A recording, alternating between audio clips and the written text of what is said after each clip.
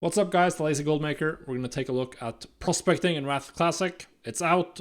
We're going to make some money. So in Wrath Classic, you're primarily going to be making gold with Serenite ore. Of course, you might be noticing that I'm not actually in Wrath Classic because I'm recording this 1 week ahead of time.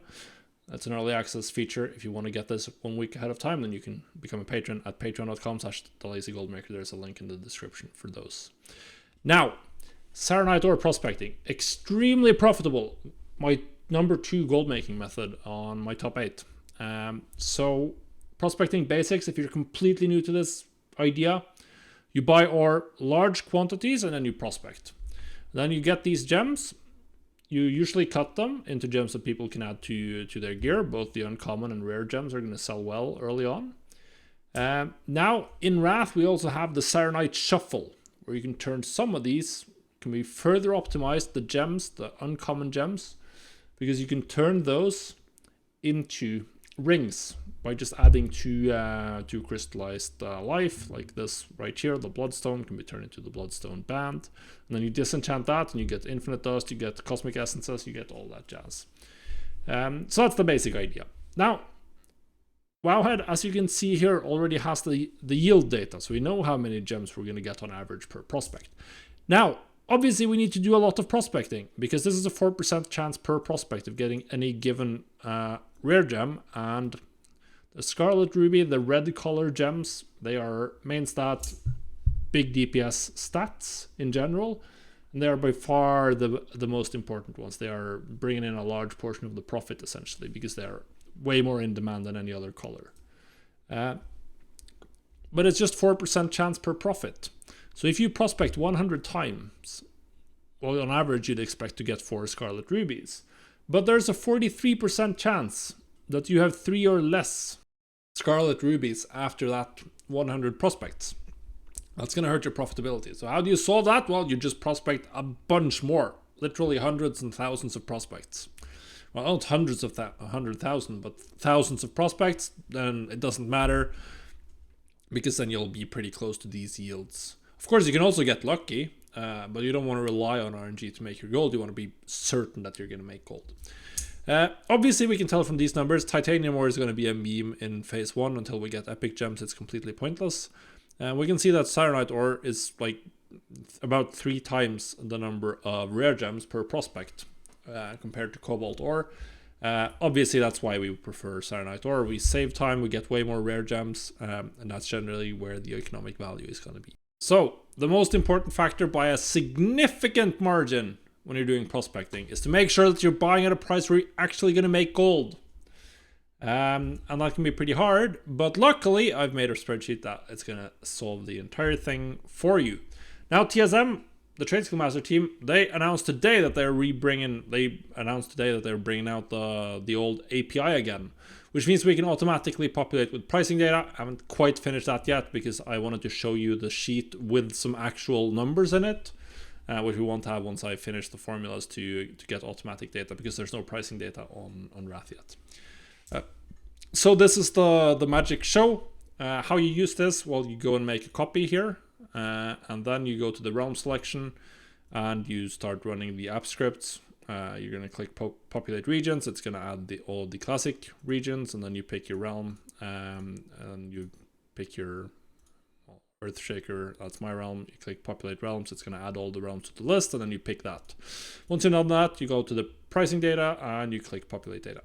Now the first time you click populate regions, once you've made a copy, it's going to prompt you to add your API key, which you can find at tradeskillmaster.com/user. The API key is at the bottom. You just copy and paste that in and you're good to go. Now that's going to add all the pricing data, and then we can go to the big value here, which is what we're looking for. We're going to have the prices, we're going to have the value of the raw gems, assuming that you just don't cut them at all. And then we're going to compare that to the absolute best usage of your gems, whether that's cutting them or selling them uncut or doing the enchanting shuffle. We're not going to include every craft possible because that's just too many factors to consider. But we're going to look at all the gem cuts and the Serenite shuffles that I mentioned earlier on. Now, interesting, we can see some stuff here based on the pricing. I've just added some random prices. If all of the rare gems, for whatever reason, were 200 gold, then we would barely be profitable to buy Serenite at about 9-10 gold. So I do not expect Serenite to be... Honestly, this is probably too high for average price. The average price more closer to 100 or even less than that.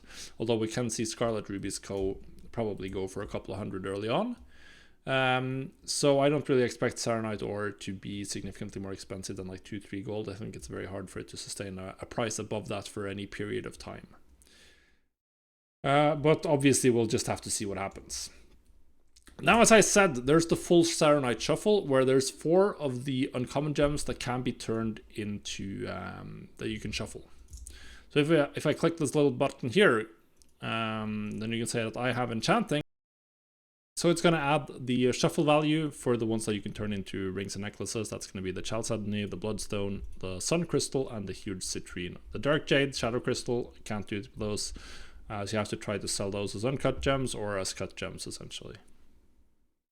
And you're just going to craft that with 2 crystallized life, or no, I mean 2 crystallized earth, and disenchant them. So obviously, you can only do this if you have enchanting on another character or on your main. So if you don't, then you just unclick the checkbox, and we're just going to look at gem cuts only.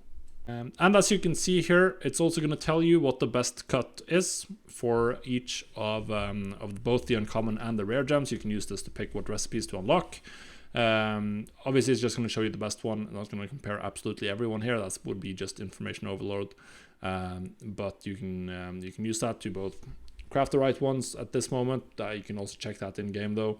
But that's going to tell you which gem it used for the profit calculation. So that's the one you need or want.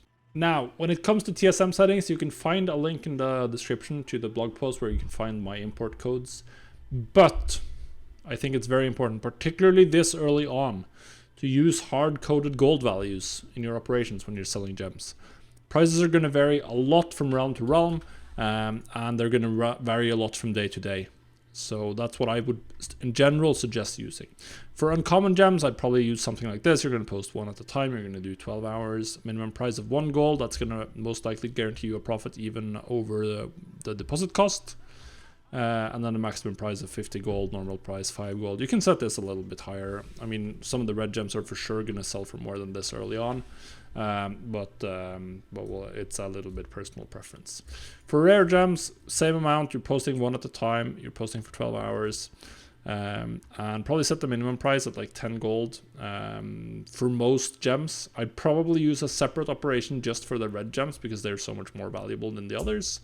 Then a normal price of like 500 gold, that's maybe a starting point. Maybe it can go as high as 1,000. I doubt it. This price is probably not going to matter. But 10 gold, the vendor value of a cut rare gem is 4 gold and 50 cent or 50 silver. So at 10 gold, you're roughly guaranteeing a profit. Even if you see a couple of expirations, you're still going to be better than vendoring it.